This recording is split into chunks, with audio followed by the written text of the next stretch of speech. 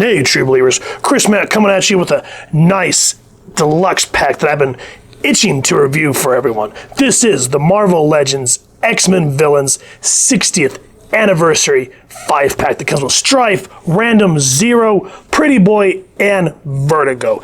If you want to pick this up, I see at the time of this recording it is available at Big Bad Toy Store, Entertainment Earth, and Amazon.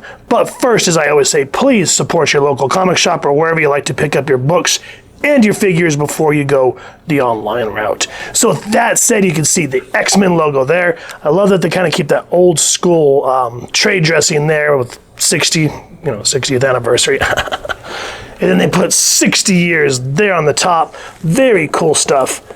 I hate this plastic-free packaging. Blah. And then you kind of get some cool artist renditions of all the figures in the packaging there. Come around to the back, you get the 3D renders that they originally showed everybody, which they look good for the most part. Come back around this side. Same thing where you see Vertigo, Pretty Boy, Stryfe, Random, and Zero. Nothing on the bottom. So with that said, is this 5-pack awesome or not? Let's get digging and find out together. Here's our villains out of the packaging. As you can see, once you get them out of that crappy plastic-free wrapping and set up, they look absolutely gorgeous as a set. I mean, I am particularly fond of how they did Random. Love that Zero's in here. Pretty Boy and Vertigo, we'll talk about them. But Stryfe, just being able to have a re-release of him and just to have all these characters in this set, I am one happy little camper, even though there are going to be some blemishes that are going to drive you up the wall and frost you. What do I mean by that? Let's get these people off the stand and get a closer look at them. Quick backstory on all these characters. Stryfe was created by Louise Simonson and Rob Liefeld. His first appearance cameo was New Mutants 86 from February of 1990 and fully appeared in the following issue along with Zero. When Cyclops gave his son Nathan to the mother Ascani to take to the future, she clones the baby, hoping to salvage something if Nathan dies. The Ascani succeeded in halting the spread of the techno-organic virus in Nathan's body, thereby saving his life. So Apocalypse and his forces attack Ascani's hiding place, stealing the cloned infant. Apocalypse takes the child as his own, raising him and naming him Stryfe, intending to use him as the next host body. Now, when Apocalypse goes to transfer his essence into Stryfe, he discovers that it's a clone, thus unfit to house his essence. Stryfe grows into a madman, traveling into the past and forming a mutant terrorist group known as the Mutant Liberation Front, wanting vengeance on Cable, Apocalypse, and who he thinks his birth parents are. Now, Zero, again, Louise Simonson and Rob Liefeld, also appearing in New Mutants 86 as a cameo, and then the following issue. Zero was created 2,000 years in the future by the Ascani as a prototype for the ambient energy dampening automated peacekeeping mechanisms called the Atoms. Zero was damaged and found by the Stryfe, who opposed the Ascani. Stryfe reactivated Zero, leaving it mute and obedient. Zero would become his most trusted ally, and when Stryfe's armies were defeated, Stryfe and Zero fled, traveling back in time to the late 20th century. Vertigo was created by Chris Claremont and Michael Golden, first appearing in Marvel Fanfare from number 1 from March 1982. She's a native of the Savage Land who obtained superhuman powers at a young age by genetic engineering. Her powers enable her to render a person severely dizzy and even unconscious. She joined the Marauders, who succeeded in annihilating a large number of the Morlocks, the underground mutants who lived in New York, and that was, Mr. Sinister had deemed them genetically useless. Now, Pretty Boy, he was created by Chris Claremont and Mark Silvestri, first appearing in Uncanny X-Men 229 from May of 1988. He was a member of the cybernetically enhanced assassins known as the Reavers, who were later reassembled under the leadership of Donald Pierce, dedicated to taking vengeance on the X-Men and eliminating mutants in general. Random. Marshall Evan Stone III was created by Peter David and Joe Quesada and first appeared in X Factor number 88 from March 1993. He was created from a mass of protoplasm by Dark Beast, and due to him being made of protoplasm, he can change his shape, size, and mass. He can counter other mutants' abilities at random and rapidly regenerate from damage. He was originally introduced as a villain of X Factor, but would later become sort of a anti-hero ally. Now, with that said, let's talk about the accessories that these figures come with. Stryfe comes with a pair of fisty hands, which, you know, the gunmetal gray on there looks great. And then, of course, the villain open hand. Again, paint-ups match the body, look good. Vertigo, same kind of a more open resting hand for power effects, and a punchy hand, which again I'm going to talk about as I hate that this was supposed to be a 60th anniversary 5-pack, and all we can get are some open and resting hands. Same thing with Zero. We get punching hand and then kind of a more salute, or like if he's going to open his portal. But speaking of Zero, the one thing that he does come with that blows this whole thing away is his teleportation thing. And I love that they painted in the Kirby crackle there. Looks good, all that yellow. And this is seriously the what do you call it? The cake on top for this box set. But still, it's like, can we get some more stuff? And that's why I'm glad with Pretty Boy, again, we get 2 trigger hands,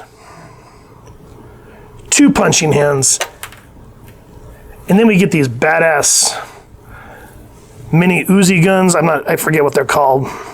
I wish they've been kind of a gunmetal gray like his skin or his metallic body, but still awesome. And I love that it has the huge clip in one, and then the other one just looks more like a regular pistol. So at least you kind of get some variation there. And then what's awesome is you get 2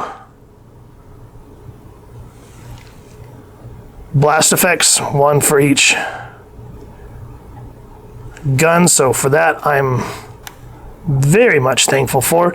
And then on top of that, after it goes pew pew, which way does it go? There we go.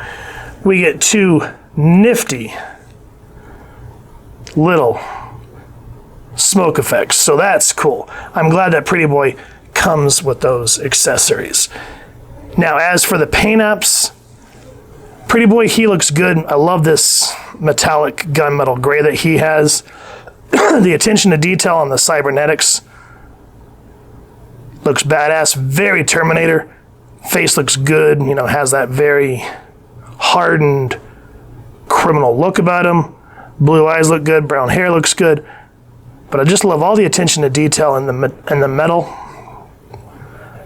All the joints, little compartments, and I just love the sheen of how it reflects in the metal. The only thing that I hate about him is he has a hell of a time standing up.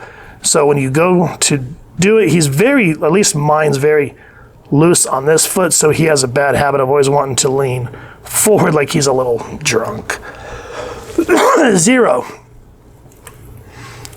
Now, I was talking to someone online, and we were talking about how the simplicity of some characters, how they're more memorable. So Zero just kind of had that white with the circle logos. Kind of the same thing with Snake Eyes, where, you know, Hasbro kind of threw him in at the last minute and just painted him black, gave him a badass origin story, and gave him a Timberwolf as an ally. And it's kind of the same thing with Zero. I mean, a lot of people won't remember him because he wasn't like in the animated series and whatnot. You'd really had to dove into like the X-Force comics and New Mutants books to really appreciate him. The only thing I hate about this figure is, again, it's using that, I think it's called the Cat Bucky mold. You can see, of course, has the hole. And I really wish that a lot of these newer figures, I wish butterfly joints would be mandatory on all of them just to kind of get a full range of motion, but it is what it is. And I'm glad, you know, even though this mold's tiresome and they really need to retire it, I'm glad to have Zero. Now, Stryfe looks amazing. One accessory that I wish he would have came with was a maskless one, which is basically Cable's head because he's a clone. I mean, you could take the, is it the Sauron Build-A-Figure wave? Or no, I think it's the Sasquatch, one of the two. But if you take that Cable's head and put it on here, it's gonna look cool. The only problem is he has this like antenna that he has on the side of his head, like a headpiece. So that's gonna kind of be glaring if you want to have a swappable head for Stryfe, but at least you have that option. All the sheen of that metal that he wears, the metallic blues look great. His belt, his, I guess, cod piece. The spikes, yes, they are a little spiky, so when you're moving them around, be careful because it points, it hurts. Skin looks great, eyes look good. Now, I've talked about this and I'm going to talk about it some more. They want to do this plastic-free thing. Then give us bendy wire cloth capes instead of using plastic. Oh no, God, whoa, concept. I'm just saying. Because then you could sit him like on a throne, like on that, what was it?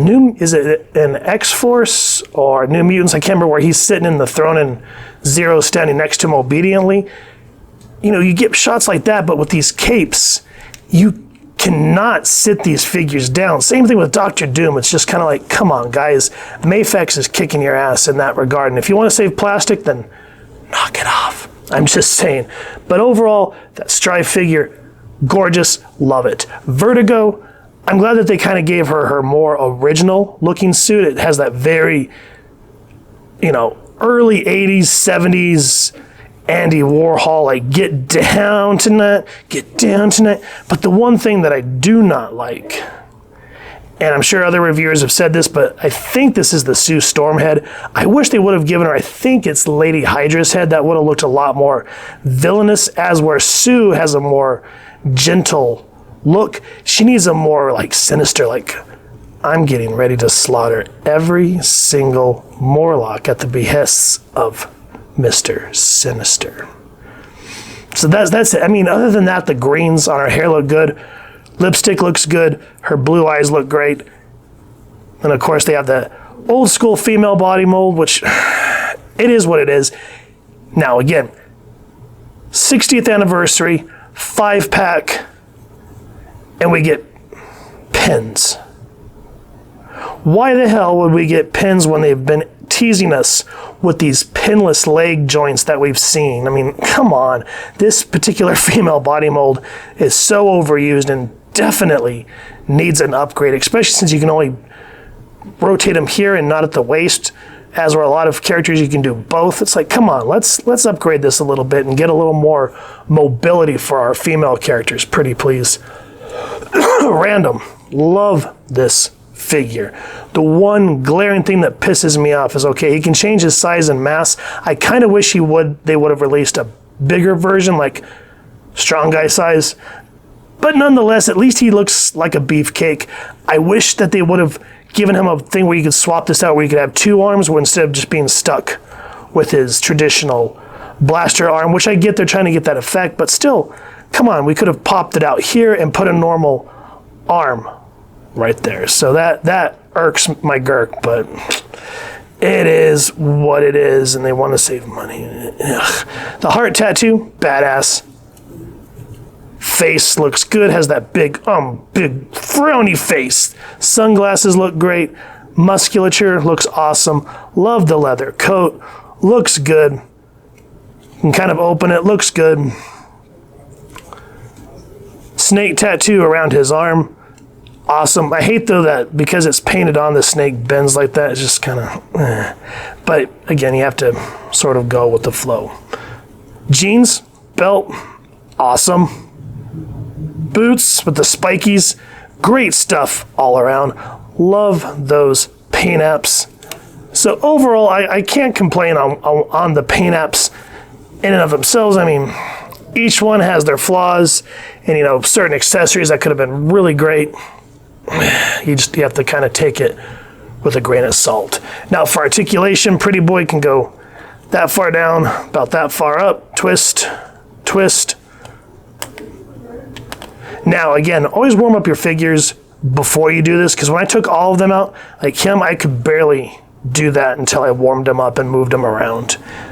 Double jointed elbows, hand 360, and his hand does it this way. That looked terrible. Oh my goodness.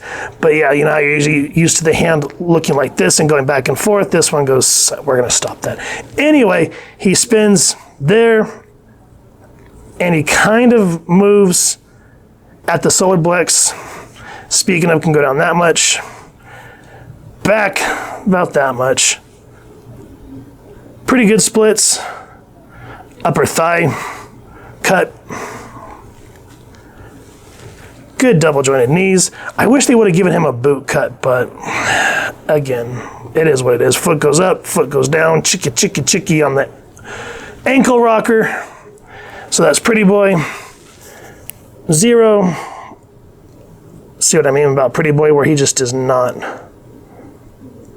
want to stand up. We've seen this before, so I'm glad that he's on a dumbbell joint so his head can go that far. And then that far, boop, boop, and then of course the same arms there, up that way, bicep swivel, double jointed knees, and see how the hand does this motion instead of the creepy motion that we get with Pretty Boy. So anyway, we have Pretty Boy with that motion. Anyway, rock, rock, twist, twist. Legs can only go up that far, upper thigh cut, thankful boot swivel, foot go up, foot go down, and ankle rocker for 0. Get him to sit. Okay, Stryfe. For a beefier guy, I'm glad you can get the head down about that much and about that far back. And because of the shoulder pads, you have to spin it that way because you're kind of stuck. Upper thigh, bicep swivel. At least a 90-degree elbow, hand up, down, boop, boop. Can crunch that far down, far back, which is awesome. Waist swivel, there, whoop, whoop. Can kick out that far. Double jointed. Ugh. Okay, that ankle needs to be warmed up, so we'll do it on this one.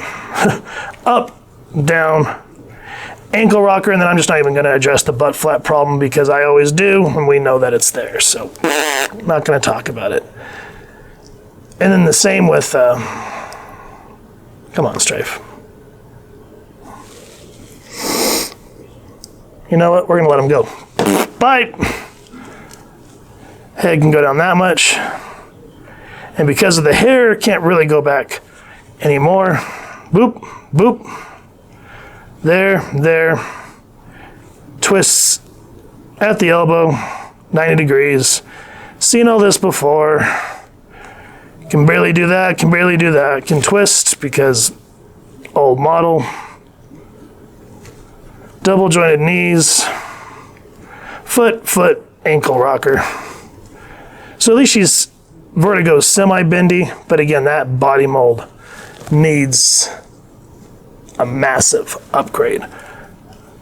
Random, about that much. 360. At least he gets a relatively double jointed elbow. And then of course, upper bicep swivel. Crunch down, crunch back relatively good. There, there. Hands of course, upper thigh swivel, boot cut thankfully, foot, foot, twisty, twisty, can kick out that much. So again, minus some relatively, I don't care, they're just gonna chill there. Yep. Minus some glaring frustrations, you at least get a nice range of motion on all of them, minus the creepy one for Pretty Boy. Anyway, moving on, I'm happy. Overall, even though sometimes the feet and then they just go and you're just like, whatever. Stryfe, I'm glad to finally have this figure. There was no way I was going to go back and try to buy the old one. I've looked online and yeah, that pricing, no, thank you. He has a lot to offer. Helmet looks great. Cape is nice and billowing. So definitely my top favorite in this one. Next one is Random. Love that we have that character, and I'm glad that he has his big blaster, but again, I just wish that we could have popped arms out and had some swapping there. And just like with Stryfe, I'm glad that they're both beefy and just look like their comic counterparts. Zero's next. Even though I'm sick of the body mold, I'm just happy to have this character. He's weird, different. He's just a silent, obedient robot that can open portals. Just an interesting concept, and I like the figure, or should I say the character in and of himself. Pretty Boy comes next. I love all the metallic stuff that we talked about and has that detail to it, but I hate that he's kind of wobbly. And other than that, there's not a whole lot for him to offer. So, give or take. Vertigo. Again, just the female body mold, they need to do something about it. They really need an upgrade. I really wish that they would have given her a more sinister looking head instead of this more gentle one. I just want that femme fatale look that would be of someone that's going to go slaughter a whole bunch of innocent mutants in the sewers of New York. But nonetheless, being able to have new characters, I can't complain. Now, there is one thing that I'm going to bitch about, and I've said this about different sets. Stop making them so hodgepodge. So this one, we got Stryfe and Zero. Why couldn't we have gotten the rest of the MLF? Like, what is that guy's name? Wild Child or Wild Boy, or I can't remember. But he had that really wild white hair, and he kind of always had that jackal face about him. And then the big heavyset woman, I can't remember her name off the top of my head, like Tiny Tina or something like that. I can't remember. Feel free to make fun of me down in the comments. But it just would have been great since we had these two characters to have the rest of the Mutant Liberation Front. And then maybe do a Reavers box set with a, cyberpunk techno-looking Donald Pierce and stuff like that. And then for Marauders, we could have gotten, what's that guy? Is it Harpoon? Harpoon, and then the rest of them, which I cannot remember their names. And then the add Vertigo. That just would have made more sense. And then released Random by himself as a deluxe beefy guy that you could put up against Guido. I wish he was a little more bigger in mass, but again, going back, we could not have him at all. So just to be able to have tangible versions like this, looking at, putting all the blemishes aside, I'm a happy little camper. What do you guys think? If you've enjoyed what you've seen, please first and foremost support your local comic shop or wherever it is that you like to pick up your figures and comics. If not, then you could tongue-tied. You could pick up online at the places we talked about at the beginning of the review. Speaking of, if you enjoyed this review, we really would appreciate if you take a moment to hit like, share, and subscribe. Helps the club channel more than you could possibly know. And if you wouldn't mind hitting that fancy little X bell next to subscribe, that way as we continue to upload content, you guys get notified. Come to the channel, and we love talking with y'all and hearing your thoughts and feedback down in the comments below, or our social media pages, which I'll make sure to leave the links down in the description. So with that said, photo slideshow coming up next. Hope y'all continue to have an absolutely amazing day reading, and happy hunting, true believers.